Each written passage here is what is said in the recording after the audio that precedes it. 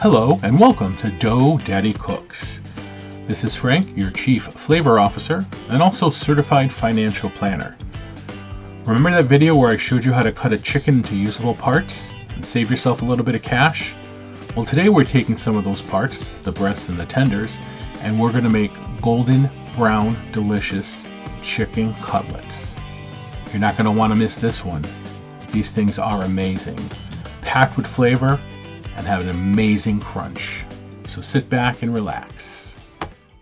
All right, so I'm going to make chicken cutlets. For those of you that watched my how to fabricated chicken video, you know that for the price of 2 of these breasts, you get a whole chicken. And with that chicken, you're gonna make stocks. You can have chicken thighs, chicken legs, chicken wings. Best deal in town. And all it takes is just a little practice with your knife and you're good to go. But what I have in front of me now is off camera. I cut up 4 chickens, which gave me 8 breasts, 8 tenderloins. And you can see in front of me I have what we call the standard breading procedure. So when we make cutlets, we're gonna trim up the breast, flatten them out a little bit, and then I'm gonna coat them in flour, egg, seasoned breadcrumbs. As far as the breadcrumbs, I like panko. I like getting it unseasoned and then adding my own seasoning. Maybe salt, pepper, parsley, garlic, some cheese, up to you. I ran out of panko. The only thing I had were the 4 C's, seasoned breadcrumbs. They're pretty good. So that's what's in here now. So there's no need for me to season that. I'm not putting anything in my eggs. And I'm not going to put anything in my flour. Some people may want to season the flour a little bit because I do believe in seasoning in layers. So salt, pepper as you go, as you progress on. But what I'm going to do is I'm going to season the chicken breasts, both sides, salt and pepper. But first thing I want to do is on the tenderloin, let me grab a paper towel. So on the tenderloin, as you can see here, there's this tender that runs through, a tendon that runs through it. And back in the day, I would just, surgically remove it. And then I saw somebody on video do it this way. And I don't typically put a whole lot of credence in that, but I tried it and it works. So you just pull it and lo and behold, it's there. So that's what I'm doing. Sometimes you got to dig in a little bit, but it actually works, believe it or not, which I was shocked at because a lot of those things you see on videos, they're just not always accurate. But this one works, so saves a little bit of time. So again, you gotta have to clean off a little bit, put a fork there, and it's important to grab it with a paper towel because otherwise you're just not going to get it. And then just pull, right? And throw that in your stock, throw it away, whatever. That's really not a lot. So what I want to do now is flatten my chicken. So I have the tenderloins. I'm going to lay them out.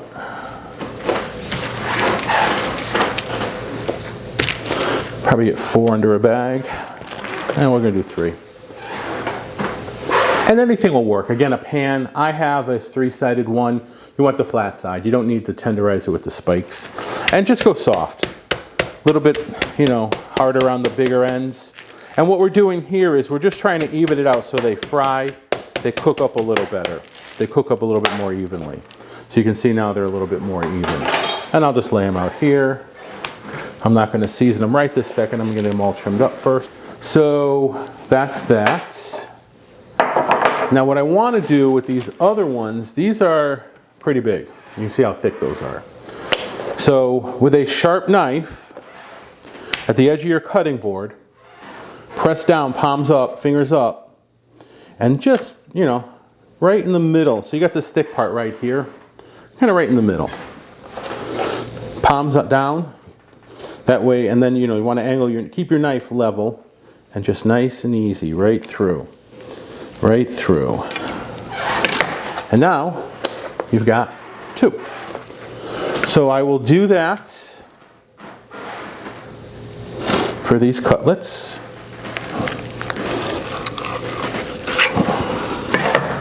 And some are going to be more even than others, no big deal. If you don't like the way it looks, that one's a little bit of, not sure what happened there with the butcher, but you know, we'll clean it up a little bit. I'm touching a lot of chicken.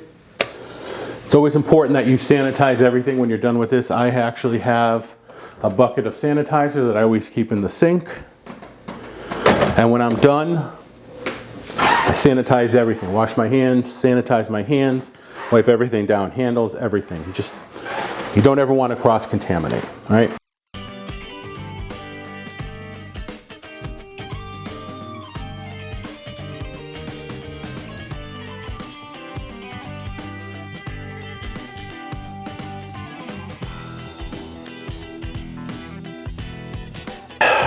My chicken has been seasoned.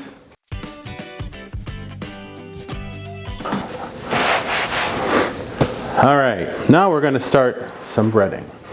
So like I said before, standard breading procedure. Flour, eggs, seasoned breadcrumbs. I'll start with the tender. So let's swap that over. Now it's also important when you're doing this, dry hand, wet hand. That way you're not getting all flour fingers. So shake them up. I always start conservatively with like maybe 1 egg per pound. So I have 5 eggs in here. We'll see if that's enough. If not, we'll crack more, but I'd rather crack more if I need them. So again, the breast, you can just throw them down. Throw them down. Again, it's important, wet hand, dry hand, right? And then push them down a little bit. Dredge them. Okay. Then pat them off a little bit, right? Throw them in the flour. Give it a good little tap. Get all that extra flour off. And this just helps create the surface that the eggs will adhere to, okay?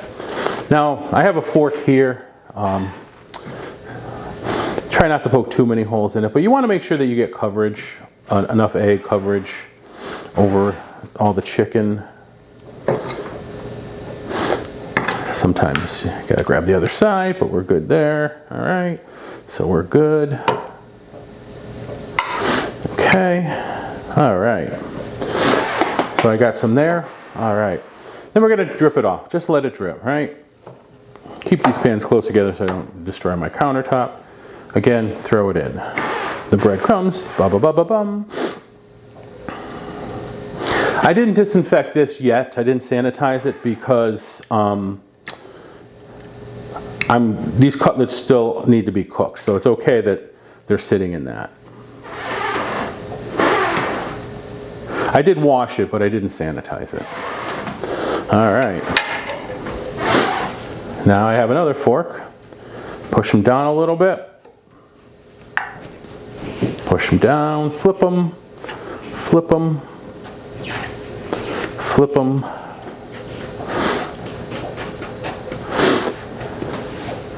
And now you can take your dry hand and go back, okay? And put some breadcrumbs on the top, push it in. You just want to make sure that you got coverage on all the chicken, right?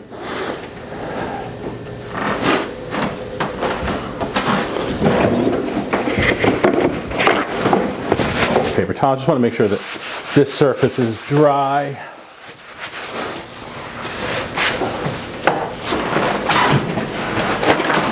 Okay. And then we'll sit them here. And we're going to let them sit here until it comes time to fry them. So I am going to go ahead and bread all of these, which I don't think you need to see me do every single one. And did you see that? I touched the wet chicken with my dry hand. So it's not always, it's easier said than done. So again, wet hand, flip it, flip it.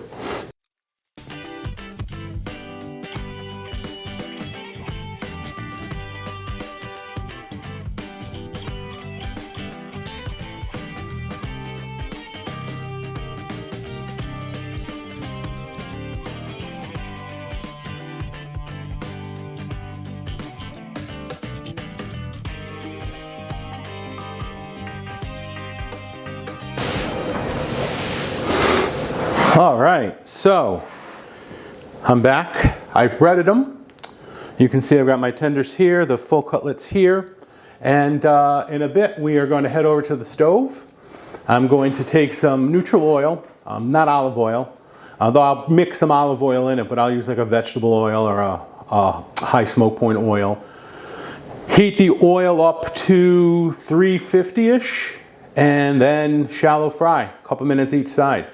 When I'm done, I'll put them on a pan to rest and then sprinkle them with a little bit of Parmesan cheese instead of salt. That's how I like to finish them, and then they'll be good to go. So we'll see you in a bit.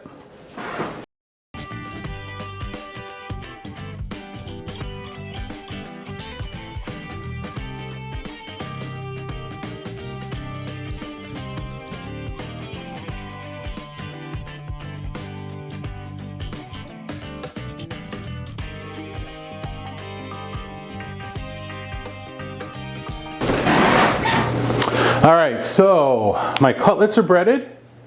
I've got my frying pan on. There's a combination of vegetable oil and a little bit of olive oil. Again, olive oil has a very low smoke point, but I like the flavor. Vegetable oil, kind of neutral, but it's got a higher smoke point. So a lot of it is vegetable oil, but I do have some olive oil in there. I got it at about 350. You can see that it's actually a little bit higher than that now, 375. But as soon as I throw those cutlets in, they are going to, it's going to cool off. I am just going to lower it a tad bit. All right, so let's go ahead and start frying up.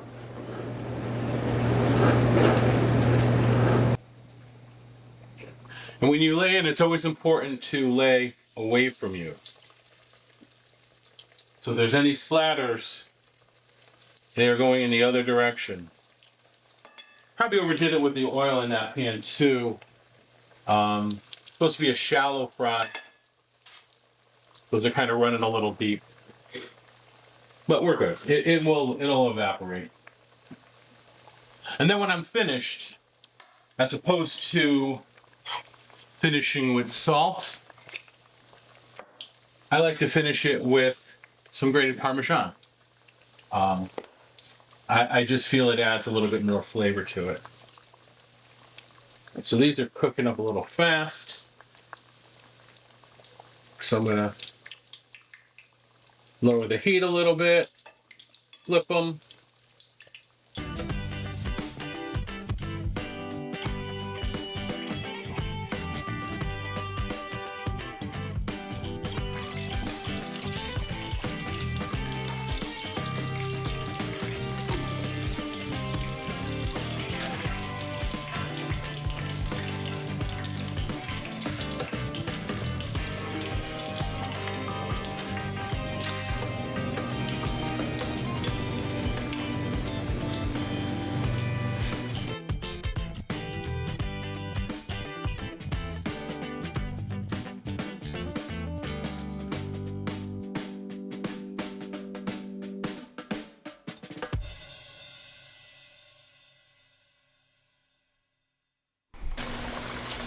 So check this out. Right out of the fryer, hit up with a little bit of Parmesan Reggiano. That's what I'm talking about. Golden, brown, delicious. Every bite packed with flavor with an incredible crunch. This is the stuff dreams are made of.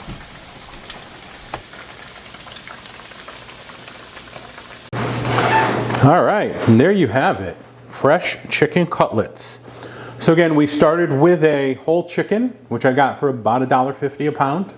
And again, remember, the two breasts, if I were to buy them separately, it's about almost 10 bucks worth of chicken right there. Cut them in half. So for each breast, I get 2 cutlets, plus I get a tender. So this is the 4 chickens. So this cost me about 30 bucks. Not including, I'm sorry, yeah, about $30, not including the breadcrumbs, which were cheap, the oil, which is not expensive, and my time, which I enjoy doing. So anyways, let's dig in and try one.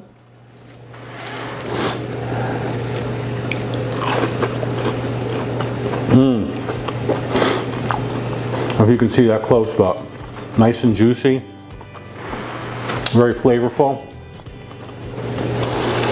So hopefully you enjoyed this video. Like it, subscribe it. Let me know if there's anything else you'd like me to do, like me to see, any comments. I'd love to hear from you. So again, thanks for watching. Have a great day. Arrivederci.